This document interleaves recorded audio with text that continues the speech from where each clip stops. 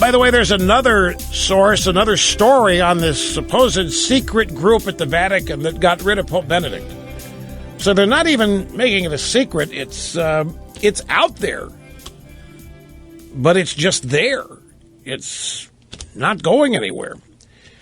Got to take a break here at the top, my friends, but one big, fast-moving final hour coming right up.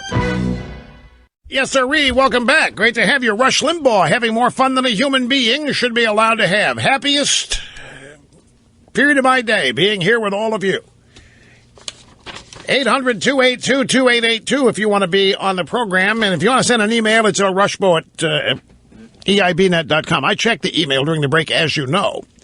Now, folks, contrary to what is thought to be the case out there, I haven't signed on to the Trump campaign. I'm not a Trump guy. Everybody's assuming that I'm a Trump supporter. And you know why they assume that? It's not from anything I've said. It's because I'm not a Trump hater. And that's the better description. I don't hate Trump. I'm not worried about Trump. I'm not alarmed about what Trump is doing. And a lot of people have said, you know, if you were consistent, you would be opposing Trump the way you opposed Perot back in 1992. And, you know, I've pondered that. I pride myself on being consistent when it comes to ideology and politics. I mean, I'm not a phony, baloney, plastic, banana, good time, rock and roll, and I don't change what I believe with the wind. And I don't tell people I believe things I don't believe, and vice versa. I can honestly tell you that the Trump candidacy has in no way looked to me similar to the Perot candidacy. I'll tell you why. My instincts back in 1992, when the Perot phenomenon began, told me, and they were eventually borne out, that Perot was not in this race or in that race to win it, that there was something else going on. And even when he launched his campaign, and even when he was out showing up in debates and campaigns, there was something that told me he still wasn't serious about winning. But instead, I really did have the impression that he was attempting to, I don't want to say sabotage. I thought there was a vendetta. I thought he had something going on with George H.W. Bush.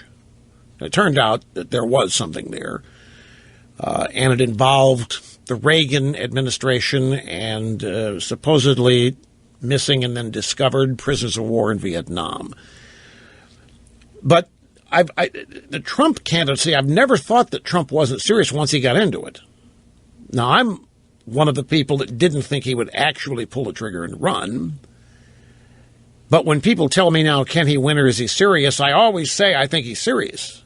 He may drop out at some point. But to me, the two things are just different. And a lot of people, you oppose Perot, and you get the same reasons for opposing Trump, but you're not opposing Trump. By the way, things are a lot different today than they were then, too. Vastly different. But anyway, that's the best answer I can give you, is that, and I even predicted back then that that Perot would not finish the race. I predicted that he would get out if it began to look like he was going to win. And he did, if you recall. And then he came back in later, the second time. Remember when he got out, he said that it was because he had discovered that people were planning on hijacking or sabotaging his daughter's wedding. I forget the specific details. Anyway, that's just to answer these numerous email inquiries. But the point is here, people do fall in certain camps, and I think there are Trump haters out there, particularly on the Republican side. I'm not one of those. And because I'm not a Trump hater, Some are assuming, well, then I must be a Trump guy. I'm a nobody guy right now. And I've explained why I have this policy or philosophy during primaries. I'll explain it one more time, especially at a primary policy or campaign this long. Folks, I do not have anything to say about any of these campaigns. I don't know where these guys are going to go, and Carly Fiorina. I don't know what they're going to say from day to day. I have no idea how they're going to change, if they're not going to change. I don't know what's going to happen to them. I just do not feel confident hitching my wagon this far out. Now, many people say, but you could make the difference if you would. Maybe. I don't believe that. I think there are too many forces at work out there for any one individual to determine the outcome of something like this.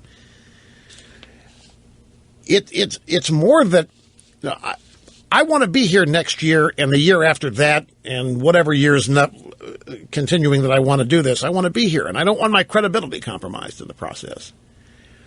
And my attitude has always been that politicians come and go. They win and lose.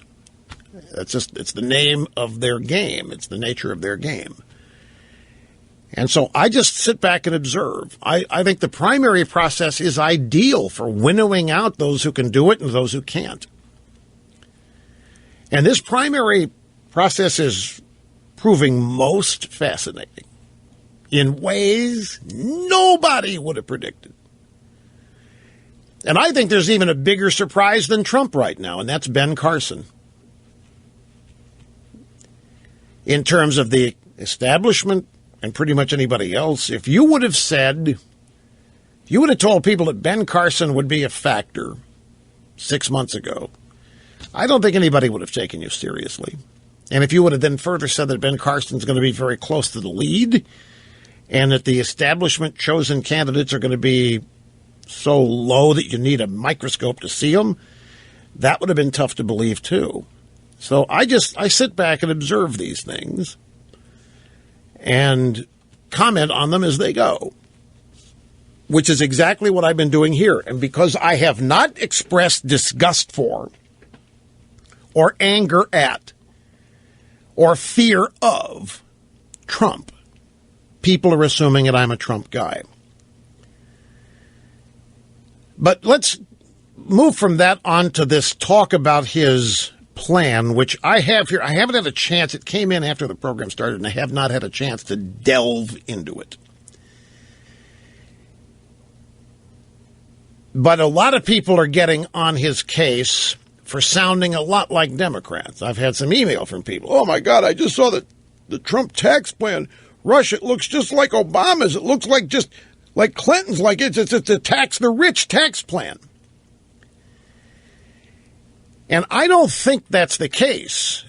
Now, again, it's limited how much detail I've been able to absorb here, but what I've been able to see of it so far, I don't think he's talking about the rich as the left talks about the rich. When the left talk about the rich, they mean anybody. Well, in 1996, the rich was anybody of $50,000 or above. Today, it's not much more than that. And that's not who Trump's talking about. Trump is talking about the 1% of the 1%. He's talking about some of these really highfalutin, he calls them the hedge fund guys, who are effectively paying nothing. Now, I went back, I mentioned to you that you can find, in the 1980s, you can find evidence of Ronald Reagan with similar tax proposals to what I have seen of the Trumpsters. If you go back to May of 1985, after the first Reagan tax cuts, he proposed even more tax reform. He made a speech, and in the speech announcing his new proposals, which included slashing taxes for families, as Trump has done today. In that same speech, Reagan said the following: under our new tax proposal, the oil and gas industry will be asked to pick up a larger share of the national tax burden. The old oil depletion allowance will be dropped from the tax code except for wells producing less than 10 barrels a day. By eliminating this special preference, will go a long way toward ensuring that those that earn their wealth in the oil industry will be subject to the same taxes as the rest of us. It's only fair. Continue our drive for energy independence. The current treatment of the costs of exploring and drilling for new oil will be maintained. We are determined to cut back on special preferences that have too long favored some industries at the expense of others. We would repeal the investment tax credit. We would reform the depreciation system. Incentives for research and experimentation, however, would be preserved. There is one group of losers in our tax plan, Reagan said in May of 1985. The one group of losers in our tax plan are those individuals and corporations who are not paying their fair share, or for that matter, any share. These abuses cannot be tolerated. From now on, they shall pay a minimum tax. The free rides are over. Now, some of this may come as a surprise to some of you because the impression of Reagan and taxes is that it was slash, slash, slash, cut, cut, cut. And, of course, by the time the left gets through with what Reagan did, the rich weren't paying anything. I don't know how many of you, because that has been part of the left's history revisionism since the 1980s. I don't know how many of you think that Reagan got rid of taxes on the rich. But it's just the exact opposite, folks. The rich ended up paying more after Reagan's tax reform. And the way it was made to happen was not by raising their rates, it was by lowering their rates and getting rid of all these silly brackets where income could be sheltered for crazy wacko investments. Deductions, they were called. Reagan got rid of the top marginal rate was 90% when he took office. Maybe it was 70% when he took office. 70 or 90. We did have a 90% tax rate at some point. Maybe 70 when he took office. And when he left office, it was now 28%. So what happened is that it became much easier and attractive for the wealthy to declare their income and only pay 28 cents of every dollar rather than go through a much complicated procedure to try to avoid a 90% bracket that was paid on, of course, the last dollars people earned. How else do you explain after Reagan's tax cuts? You figure this has always been the story I've tried to use to explain tax cuts generating revenue. 1981, Reagan takes office. Top marginal rate, 70%. The amount of revenue collected via the tax code is about $500 billion. 8 years later, Reagan leaves. The top rate's down to 28% from 70, and the amount of money collected from the tax code's almost doubled to $900-some-odd billion by reducing the rates. When they tell Democrats about this, the Democrats, well, that doesn't matter to me. That's why it's not fair that the rich only pay 28%. It's not fair. We need a higher rate on them. It's not about the revenue to them. It's about punishment. So when I look at Trump's tax proposal here, and again, it's a cursory glance, it doesn't look like a left-wing tax plan to me. It looks like and sounds like, in fact, like maybe some people that helped Reagan put his together are working for Trump. It's that close. You know, oil and gas has been replaced by the carried interest hedge fund guys. But clearly there are people today, as there were then, who weren't paying any tax, and Reagan made sure that that was ended. Contrary to what people have been told, that Reagan cut taxes for the rich, it's just the exact opposite. He might have cut rates or implemented low rates on income that was not taxed at all, but the rich ended up paying more, and they still are, by the way. You've seen the numbers on the 50% of all taxes are paid by the top 2% of wage earners. It's really kind of out of balance now. But my point is that no one, despite all of this, no one cut taxes of every kind more than Ronald Reagan did. Individual tax rates, corporate tax rates, nobody cut taxes more or better than Reagan did. Yet in order to flatten tax rates and increase deductions of certain kinds, which was intended to spur growth and assist families, he insisted on closing some loopholes in exchange for lowering the rates.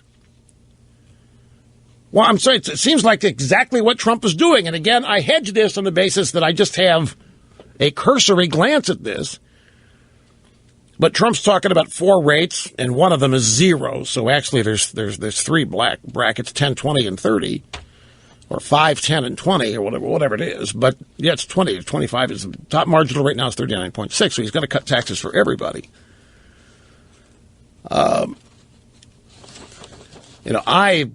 I still think this is too complicated. I'm for a fair tax or flat tax, 15, 18%, and be done with it. I know that's never going to happen. I know that the tax code writers are never going to give up their power. We'd have to elect a whole brand new Congress. But nevertheless, that's what I favor. But let's not sit here and pretend that Trump's tax plan is Bernie Sanders. This is something that people that don't like Trump are going to drag out now to try to scare his supporters, to make it look like Trump's tax plan is Obama's or it's Bernie Sanders or it's the Clintons or what have you. And I just don't think that's the case, folks. And back to the phones we go. This is Ellis in St. Louis. Hi, Ellis. Great to have you with us. Hi. Hi, Rush. Thanks for taking my call. You bet, sir. I'm a 25-year listener, a long-time 24/7 subscriber. Appreciate that. I'm just about Trump's or any other politician's tax plan. When they say they're going to tax the rich, in my opinion, it's a political misdirection. Rich they're rich because they have created or have what people want, and raising taxes on the rich is only going to raise costs for consumers.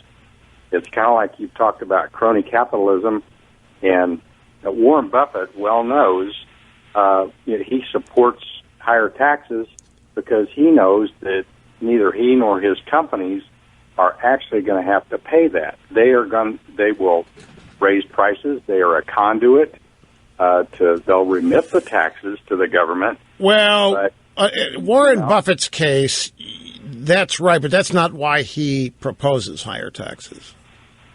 He does it for strictly personal PR reasons.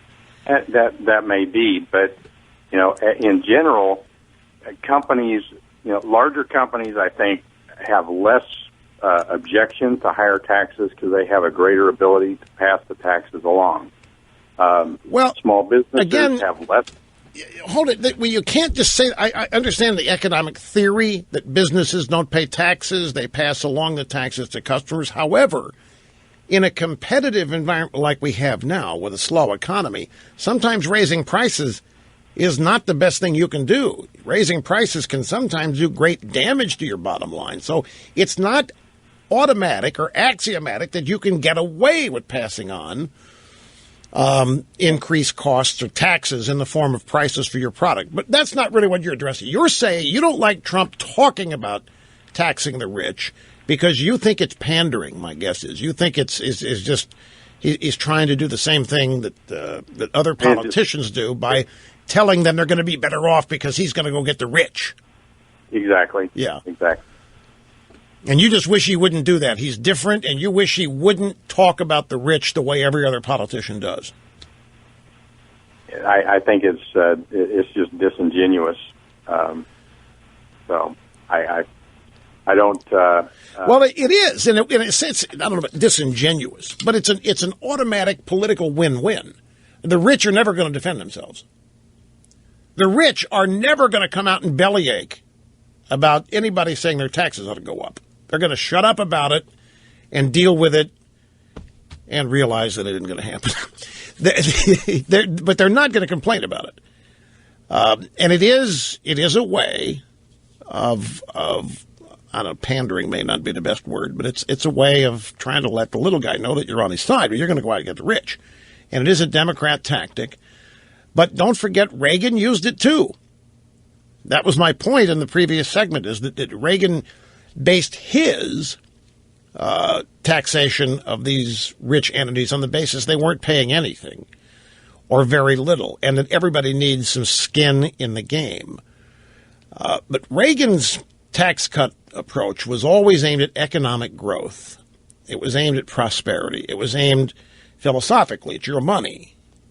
The presumption that all money is government's, and what you end up with is what they decide to let you keep. That's what Reagan attacked, that whole line of thinking. It's your money, and what government gets, however much or little it is, it's up to government to live within that means and not act like every dollar in the planet is theirs.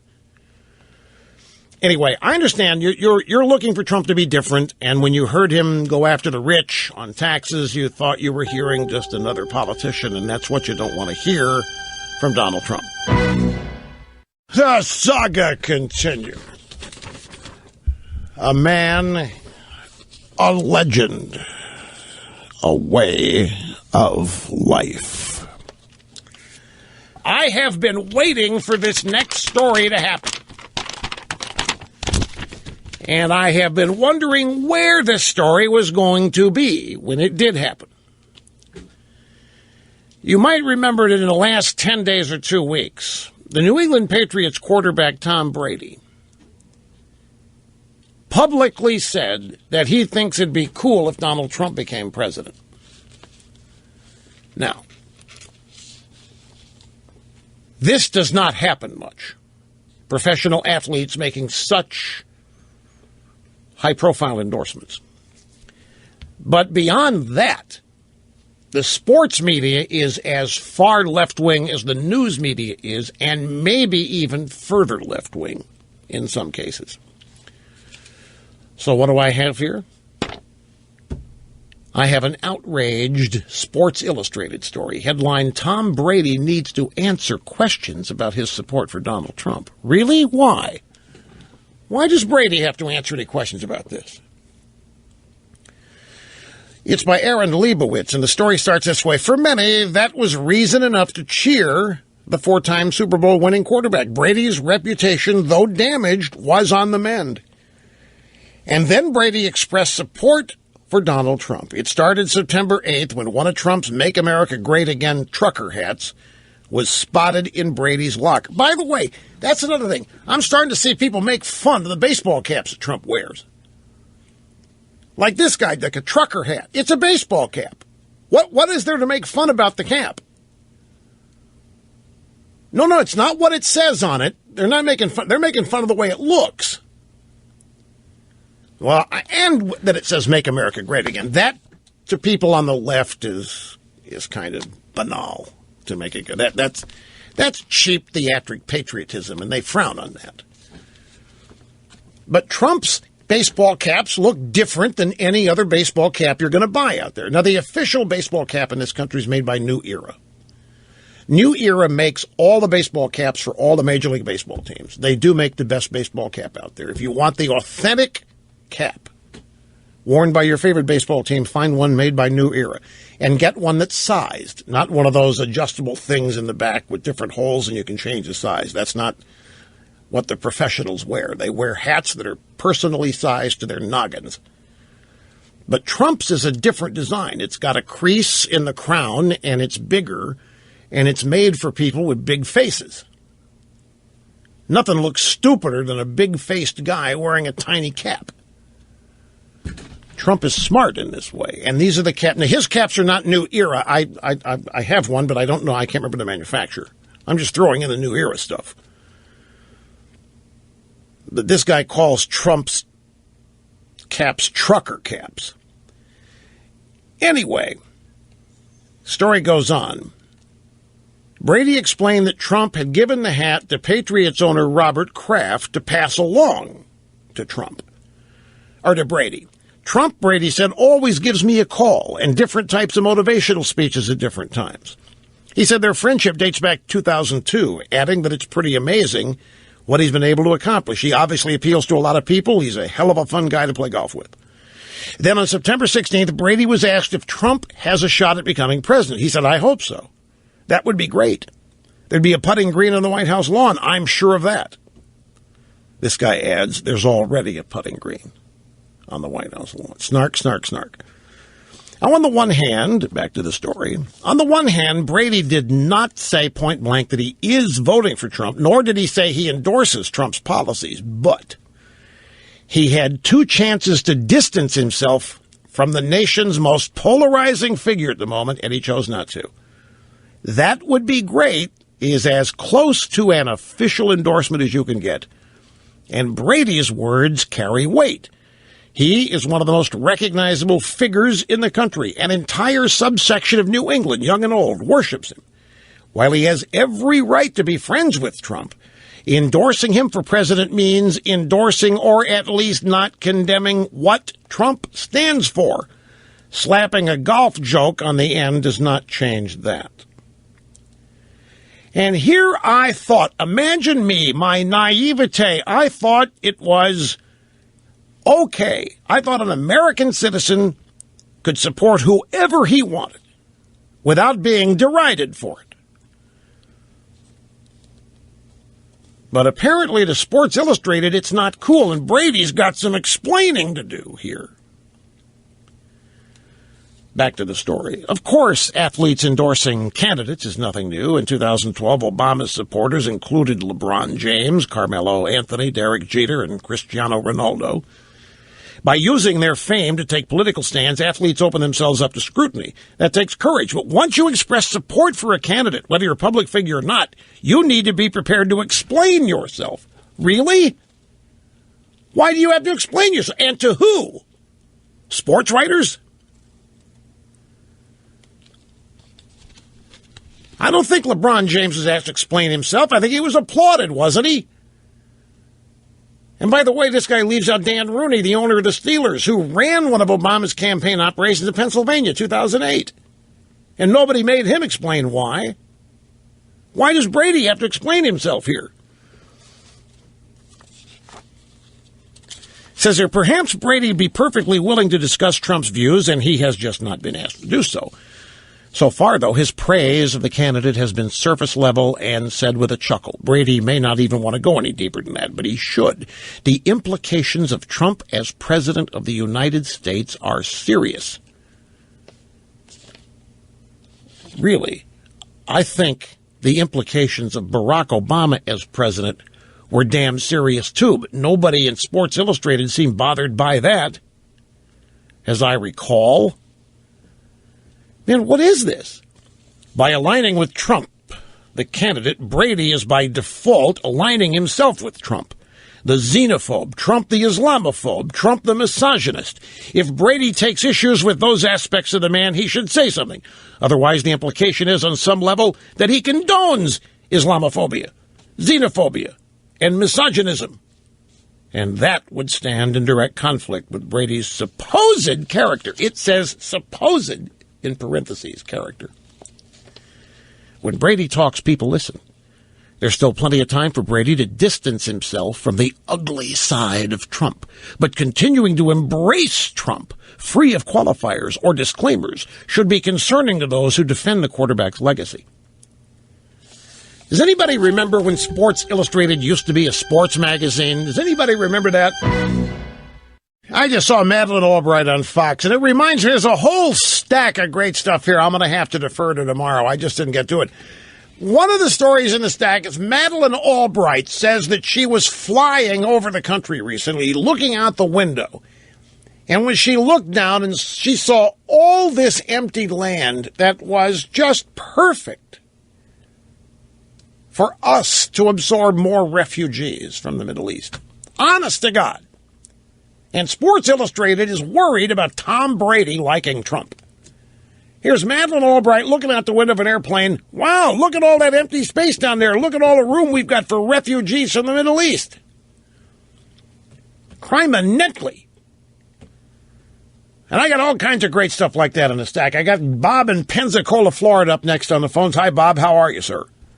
Hey, Rush. Bob, when you've had that first segment and we're talking about the news about the events on Mars, it struck me right off the bat when a scientist was describing what happened to make the water disappear as catastrophic.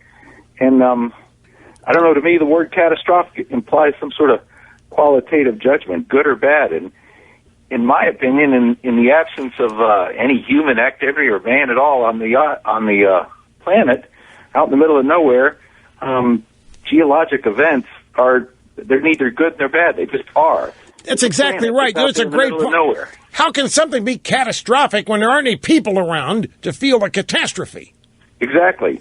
That tells me that science is corrupted when they're using terms like that about just a purely scientific observation about something that happened. Exactly. Who knows when. Not just corrupted, but politicized. Well, it seems that way. It's a politically charged term. Climate, catastrophe, Mars. Used to be 2/3 covered by water, all gone. It was a half mile deep or a mile deep, whatever it was. I don't know how they know it, but that's exactly right. The Mars guys, the scientists said a catastrophic event related to climate change. How does anybody know that? How can anybody possibly... You won't remember this, folks. 1969 moon landing. Do you know why Armstrong was so careful in putting that first step on the moon? Because back in that day, and I'm not making this up, there were some who believed that the moon was quicksand. Honestly, look this up. There were some who thought that the surface of the moon was so soft that it would not support the weight of a lander or a human being. They really did. I remember reading this in the weeks leading up to the landing. And I thought it was a crackpot belief then. How in the world could anybody know? So they were just studying this from their telescope data and whatever from the moon. It was just a bunch of madcap scientists theorizing. But that's why, I mean, there was a serious, I don't know how large it was, but there was a serious contingent at NASA that believed that that was possible. And that's why there was such trepidation. And there would have been trepidation anyway. It's a brand new place. Nobody's ever been there. But that's why. And there was no way anybody could have known. Now, it might have been wise to take precautions, but this is absurd. Catastrophic event when nobody lives on Mars? Until they're going to tell us they did. Yep, and global climate change destroyed them. Don't rule it out, folks. We're dealing here with desperate leftists who will do anything to advance their agenda here on Earth. I know, but don't laugh. Hey, Cookie, give me the sound bites tomorrow that had my name in them today. I just didn't get a chance to get to them, but they're great illustrations of how I get defamed, so they're funny. Let's have them back here tomorrow, whatever else happens to. Thank you, folks. We'll be back tomorrow and fully revved. You do not want to miss it.